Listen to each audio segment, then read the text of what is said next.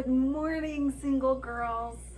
Okay, the reason I'm saying good morning is because you need to put this recipe into the crock pot in the morning.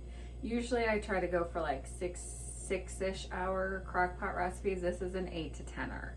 So I am putting this in probably, it's about 9:30 where I'm at. So I'm going for about the 8 to 9 hour mark on this recipe, but it's gonna be worth it. You guys, I have not tried this before. We're trying something new together, but I will tell you, I have good friends who I trust, who have really great palate, who love this recipe. Like, I'm not like talking like they like it, they think it's great, put it in the repertoire. Like, they love it, love it. So we're gonna go for it. And you guys, it's super simple. The hardest part of the whole recipe is searing the chuck roast, which I'm gonna be honest, and I'm not ashamed to admit it, I've never seared anything before. So today I seared a chuck roast for the very first time. This has been a recipe of new things for me. One, I've never bought a chuck roast before. Two, I've never seared a chuck roast before. Both of those things now done. That is what a single girl's gotta eat is all about, pushing ourselves to just become better humans. Does searing a chuck roast make me a better human?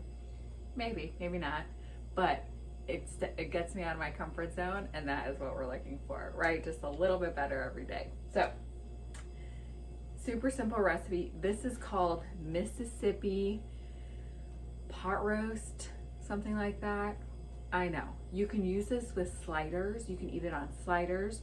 You can do it with a cauliflower mashed potatoes. This is like the recipe that's gonna keep on giving. It's got a little bit of spice to it, but you can temper the amount of spice. I'll tell you about that in a second. But you guys, so here's the recipe. It is 1, 2, 3, 4, 5, 6 ingredients, which is awesome. And it's super easy. You just throw it in the crock pot, put it on low for 8 to 10 hours, and you have this delicious dinner all ready for you. Okay, so here we go. Get a chuck roast that's about 3 to 4 pounds. You guys, quick tip about that. I ended up getting a pot roast because we're still in quarantine time, so it's you know, what we have available to us is not what we usually have available to us, right?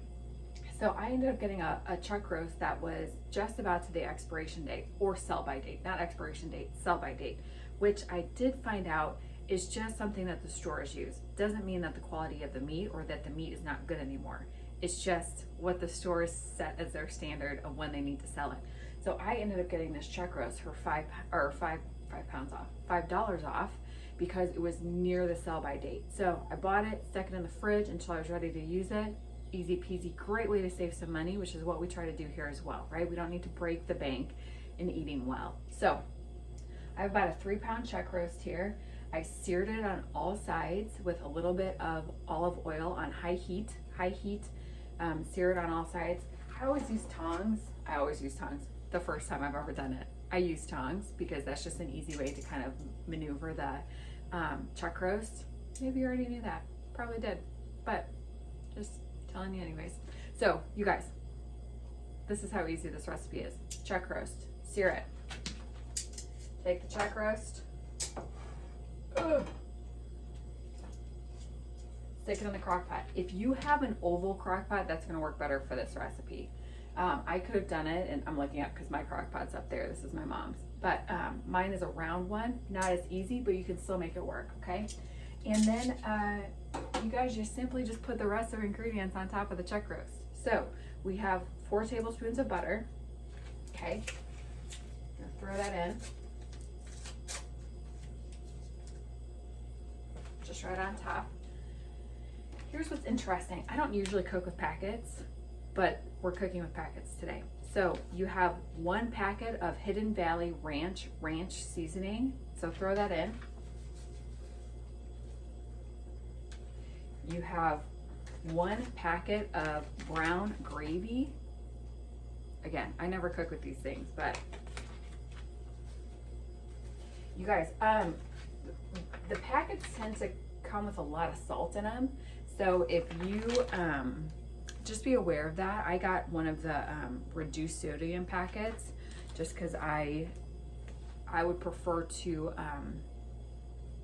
monitor the salt of my food myself as opposed to someone putting it already in the packet for me, which is kind of why I don't use the packets, but we're going forward with this recipe because this recipe is so good. So the next thing you're gonna put in is half a cup of beef broth. Again, beef broth or broths that you buy at the store can also have a lot of sodium in it. So if you can get one that's reduced sodium, that's a great idea. So half a cup of beef broth.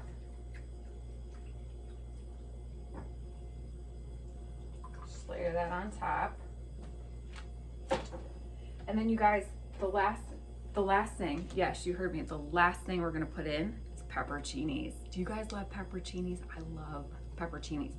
But so what we're gonna do, can you see it in there a little bit?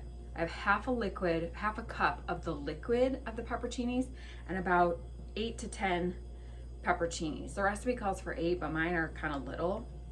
So I put in a few more. So literally just gonna pour that all right on top. And here's what's great about this recipe and what I was talking about with the spice levels is that pepperoncinis can have a bit of a kick to them. But the beautiful thing is you're not putting, I mean, like literally that's all we're putting in this recipe and it's gonna be delicious. So if you don't like a lot of spice, don't eat the pepperoncinis. If you like a lot of spice, eat the pepperoncinis, right? Super easy. So you guys, that is it. 2 pots, 1, 2, 3, 4, like 5 or 6 ingredients. Awesome, totally within our single girl's gotta eat requirements, right? And it's gonna be a delicious meal. So this is gonna be great to freeze as well, because 3 to 4 pounds of meat is a lot of meat. So enjoy it low in the crock pot for 8 to 10 hours. And you can serve it with a cauliflower mash, mashed potatoes, a side of veggies, on sliders by itself.